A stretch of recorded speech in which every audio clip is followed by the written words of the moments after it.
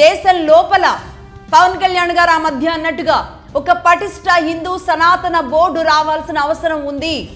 ఏ దేశంలో ఉన్న హిందువులకు ఎలాంటి నష్టం జరిగినా సరే ఇమ్మీడియట్లీ హిందూ సనాతన బోర్డు ద్వారా దేశం వారిని కడుపులో పెట్టుకునేలాంటి ఇమ్మీడియట్లీ యాక్షన్ లాంటి పవర్ఫుల్ రోల్ సనాతన బోర్డు చేపట్టాల్సిన అవసరం ఉంది.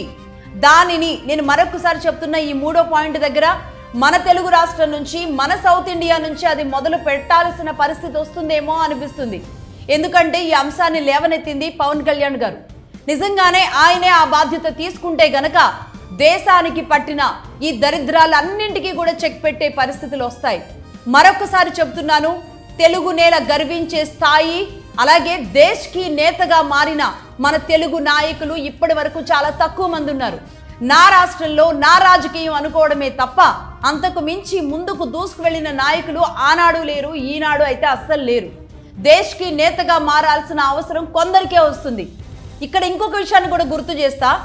శ్రీ సుగుణేంద్ర తీర్థ స్వామి వారు మొన్న కర్ణాటకలో పవన్ కళ్యాణ్ గారికి ఎందుకు అభినవ కృష్ణదేవరాయగా ఆయన్ని కొనియాడుతూ ఆ బిరుదిచ్చారో తెలియదు, కానీ నిజంగా దేశ్కి నేతగా మారే అవకాశం పవన్ కళ్యాణ్ గారికి ఉన్నట్టుందేమో అనిపిస్తుంది. అది సనాతన బోర్డు సాకారం ఆయన ద్వారానే జరిగే అవకాశాలు ఉన్నాయేమో అనిపిస్తోంది. అది ఈ బాధని, ఈ బాధ్యతలని కూడా ఆయన భుజాల మీద మోయాల్సిన పరిస్థితి ఉందేమో అనిపిస్తుంది. కాబట్టి అభినవ కృష్ణదేవరాయలుగా మరి ఆ పేరుని సార్థకం చేసుకునేలాగా పవన్ కళ్యాణ్ గారు ఇదే తెలుగు రాష్ట్రాల నుంచి తన అడుగులు ముందుకు వేస్తే గనక నిజంగా మన తెలుగు నేల గర్వించే స్థాయికి ఆయన వెళతారు.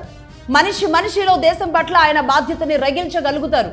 నాయకుడు అన్నవాడు, నిజంగా చెబుతున్నాను, ప్రస్తుత రాజకీయ పరిస్థితులు ఎలా ఉన్నాయంటే నాయకుడు అన్నవాడు ఓట్లు అడుక్కునే ఒక భిక్షగాడిలా కాకుండా ప్రజల రక్షణకు, ధర్మ రక్షణకు తన ప్రాణాలను పణంగా పెట్టే వీర క్షత్రియుల్లాగా ఉండాలి.